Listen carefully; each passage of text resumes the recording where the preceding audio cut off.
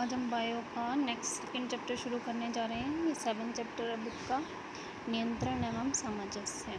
ठीक है, नियंत्रण का मतलब है कि हमारी बॉडी में जो भी क्रियाएं होती हैं उसको नियंत्रण कैसे करते हैं और आपस में उनमें कोऑर्डिनेशन या समन्वय, आपस में तालमेल कैसे होता है। देखो, हमारे शरीर में ज्ञानेंद्रियां पाई जाती हैं। वो होती हैं आँख, नाक, कान, त्वचा और जीवा। आँख से देखते, नाक से सुनते, कान से सुनते, त्वचा से फील करते, जीवा से हम स्वाद को महसूस करते। ठीक है, ज्ञानेंद्रियों से हमें जो भी सूचनाएं मिलती हैं वो हमें एक तंत्रिका कोशिका के द्वारा मिलती हैं, और ये तंत्रिका कोशिकाओं जो होती हैं, एक तंत्रिका कोशिका से दूसरी तंत्रिका कोशिका जुड़ी हुई होती है। इस तरह से हमारे सारे शरीर में जो तंत्रिकाओं का क्या होता है, जाल होता है। ठीक है, और सजीव जो होते हैं उन सब में ये पाई जाती हैं बेटा। ठीक है, मैं आपको बताती हूँ कि न्यूरॉन जो होता है वो कैसा होता है। आपने अभी ये रहा न्यूरॉन, ये हमारे शरीर में न्यूरॉन होता है एक। इस तरह से अगला जो न्यूरॉन होता है वो इसके साथ जुड़ा हुआ होता है, जिसमें ये वाला हिस्सा है ना वो यहाँ पे जुड़ा हुआ होता है। फिर इस तरह से ये एक जाल बना हुआ होता है हमारे पूरे शरीर में। इस तरह से सारे शरीर में इनका जाल जो होता है वो बना हुआ होता है।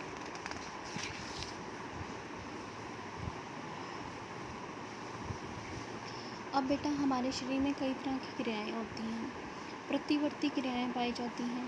प्रतिवर्ती क्रियाएं वे होती हैं जो वे स्थितियां हैं जहां हम अपने पर्यावरण में होने वाले परिवर्तनों के प्रति अनुक्रिया करते हैं।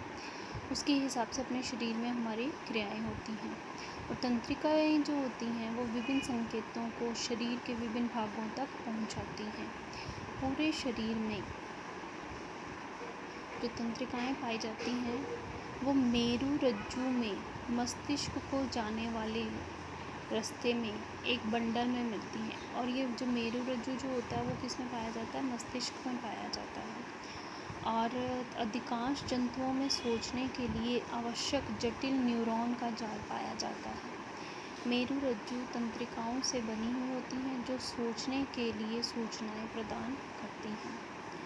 मस्तिष्क तथा मेरु रज्जु जो होता है वो केंद्रीय तंत्र बनाते हैं।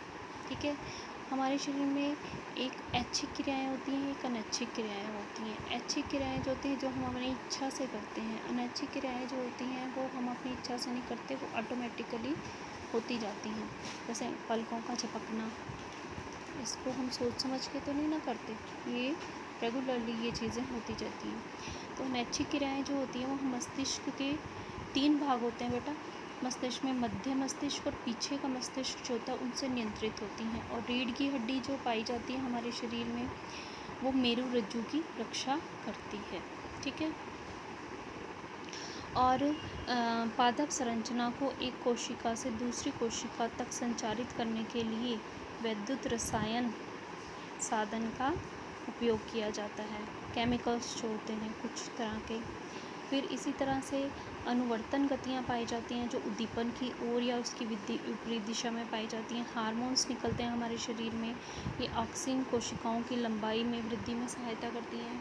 कुछ हार्मोन्स जो होते हैं वो पादप हार्मोन्स होते हैं जो कि पादपों में पाए जाते हैं, और हम में पाए जाते हैं कुछ हार्मोन्स जो अलग अलग तरीके से हमारे शरीर के लिए उपयोगी होते हैं। तो बेटा, ये जो है इनके कुछ मेन पॉइंट्स हैं, ये आज आपने पढ़ लेने हैं। कल से मैं आपको फिर क्वेश्चन आंसर करवाऊँगी। तो लेसन नंबर 6 जो है बायो का वो आपने याद करना है, वो आपके पेपरों में भी आना है बेटा। अब यूनिट टेस्ट होंगे आपके फिर से, और ये नियंत्रण एवं सामंजस्य वाला लेसन जो है ये मैं आपको समझा दूँगी, साथ साथ में क्वेश्चन भी पूछूँगी।